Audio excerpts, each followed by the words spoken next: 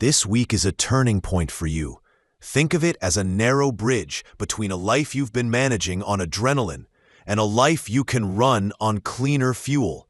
You're Aries at the core, fast, bold, first into the fire. That's your gift. And this week asks you to keep the courage, but change the engine. The pressure shows up in the boring parts of life that actually keep everything alive.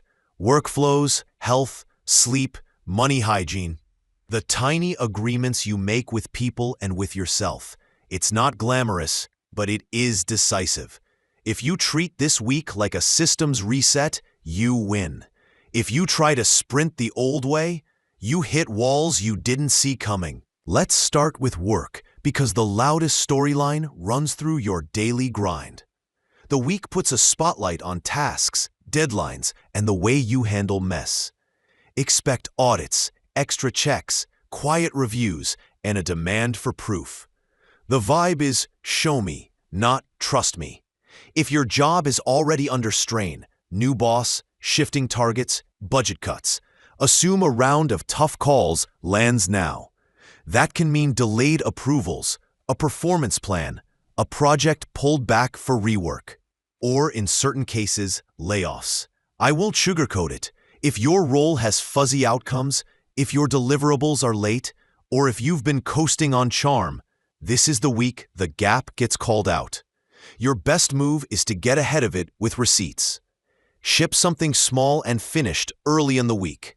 Make a one-page plan that shows your next steps and dependencies. If you're a manager, simplify. Cut one meeting chain and replace it with a single clear document. If you're interviewing, keep your answers concrete, with data points you can reference. The risk is real, but so is the upside. People who stay calm, speak clearly, and execute simple, useful things rise fast under this pressure. Your energy and health are part of the same story. This week punishes all-nighters, caffeine as coping, and doom scroll sleep. If you already deal with anxiety, it can spike. If you tend to get headaches, gut flare-ups, or neck-shoulder tightness under stress, they can flare too. Don't wait for a meltdown to adjust course. Protect sleep like a job. Put your phone in another room for the last hour of the day. Eat regular, simple meals instead of chasing sugar. Schedule a short walk after lunch to bleed off the static. This is a week where your body returns whatever you invest. The smallest consistent habit pays back in focus and mood. If you're rehabbing an injury, keep the protocol tight. If you've been avoiding a routine checkup, book the slot. If you take meds, set alarms. Your future self will thank you. Relationships ask for diplomacy and spine together. Think negotiations, contracts, clients, co-founders, and committed partners, all at once. The air is full of tiny frictions. Timing, tone, scope, who owns what. For strong relationships, small adjustments bring big relief. A clearer role boundary, a narrower deliverable, a kinder way to say the hard thing. For fragile relationships, the week reveals the fault lines. If someone has been half in, watch for a pullback or a test. If you've been biting your tongue, you may snap when one more small ask gets thrown at you. Your power move is to be firm without heat. Speak in plain sentences, then put it in writing. In love, this is not a week for performative gestures or public drama. It's a week for honest talk and tiny proofs. If you're dating and the signals have been mixed, assume they will stay mixed unless clarified. If you're in a relationship and there's been a pattern of broken promises, the pattern shows up again now. Use it as real data. If you suspected a third-party situation, this is the kind of week where a slip exposes it. Odd phone behavior, stories not lining up, quiet withdrawal. I'm not telling you to panic. I'm telling you to pay attention, ask one direct question, and listen to the full answer. Money wants adult handling. Subscriptions you don't use, free trials that started charging, renewals on autopilot. These nibble at your peace. Fix one leak early in the week. If you freelance, tighten your invoicing and late fee policy. If you share expenses with someone, set a simple rule you both can keep. If you're trading for thrills, pull back. This is not a casino week. It rewards boring moves, emergency fund top-ups, a small debt payment. Consolidating tools to avoid double paying.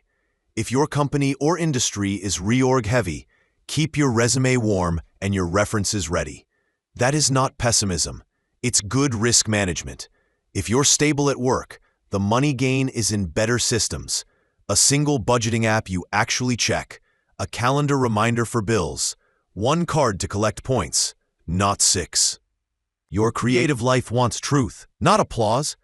If you make things, music, code, products, content, keep it simple and finished. One short reel over a half-edited 10-minute video. One tight feature over a grand rebrand. The heart still wants a stage, but the week strips away empty performance. Your best work will feel clean and modest, not flashy. If you're parenting, moods can be bigger midweek. Plan fewer moving pieces and more reliable rhythms. If you're trying to conceive or dealing with fertility stress, factor in rest and gentle routines. This is a body-first week. Home and family matter. The middle of the week pulls you toward your kitchen table and the people who know your real face. If a parent has been ignoring symptoms or delaying a checkup, push the appointment. If there's a simmering dispute over property, repairs, or shared chores, it rises. Handle it with calm, not volume. If you have kids, their sleep or school schedules may wobble. Set earlier nights and simpler meals, and you'll dodge a lot of drama. If you live with roommates, write a friendly note about noise and cleaning, rather than waiting for resentment to blow up. Your home does not need a makeover. It needs one clean corner and a door that closes. Communication, skills, and local life are supportive lines if you use them. This is a great week to write one important email well, record a short update with clear next steps, or learn a micro skill that removes friction. The neighborhood helps. The library seat, the coffee shop table, the quiet co-working corner. Siblings or close friends can be allies if you ask directly for what you need. If you commute, leave 5 minutes earlier. You'll save your nervous system. Shared resources and secrets are sensitive areas. If you and a partner share money, bring everything into the light. Passwords, balances, pending bills. Not to police each other, but to reduce fear. If you're going through a breakup or divorce, assume the other side will protect their interests. Do the same and keep records. If you're clinging to a secret that is hurting you, this is the kind of week where saying it to one safe person breaks a heavy spell. If you're exploring intimacy and boundaries, move with mutual clarity. Mixed signals will cost more now than they usually do. Beliefs, study, and travel face a realism check. Big ideas are fine. Vague promises are not. If you're applying for programs, grants, or visas, triple-check the forms and deadlines. If you're teaching or publishing, keep your claims clean and your sources clear. If you're planning long travel, expect one practical delay. Build buffer time, and don't let a small snag ruin the whole picture. Your guiding question is simple. What is the next piece I can make real? Career and public image are under slow, deep renovation. Power games, politics, legacy issues, these keep running in the background. You might not win a headline this week, but you can win trust. The person who documents decisions, follows up without nagging, and treats people with fairness gains ground you can't see yet. If you sit in leadership, avoid big speeches. Fix one broken process and thank the person who pointed it out. If you're facing a bad boss, cover yourself by putting agreements in writing and looping in one more stakeholder. If you're the bad boss this week, short temper, moving goalposts, own it fast and reset expectations. People remember how you repair, not that you never break. Friends, networks, and the wider audience are a double-edged sword. Connections can open doors fast, but clout chasing will backfire just as fast. If you're tempted to announce something for the likes, wait. Share after you deliver. One high-quality intro beats 100 new follows. If a friend group has been noisy but not nourishing, mute for a few days and notice your mood. If you're part of a cause or community effort, put your energy into one small, measurable action. You will feel better, and the group will function better. The quiet part of life, the place where you sleep, grieve, and recharge, holds the key to the whole week. If you've been numbing out with screens, substances, or endless scrolling, you will feel it now. The fix is not a punishment, it's kindness to your nervous system. Pick one anchor you can actually keep. Lights down earlier, a phone-free hour, 10 minutes outside with no headphones, a short journal page to pour out the noise. If you already struggle with panic or low mood, line up one support before you need it. Message a friend, book a session, plan a simple comfort meal. Anxiety wants speed. Your job is to slow down the movie so you can steer. Now let's be direct about worst-case scenarios so you can prepare, not panic. In work, the worst case is a performance warning or a layoff. If your company is cutting heads, you may get the email. Your countermove is to prepare a short achievements list, reach out to 2 references, and line up one meeting. In love, the worst case is a quiet betrayal becoming visible, or a pattern of emotional absence finally breaking your trust. If that's you, the cleanest path is a calm talk with one clear question and a willingness to act on the answer. In family, the worst case is a parent's health scare that was visible for weeks.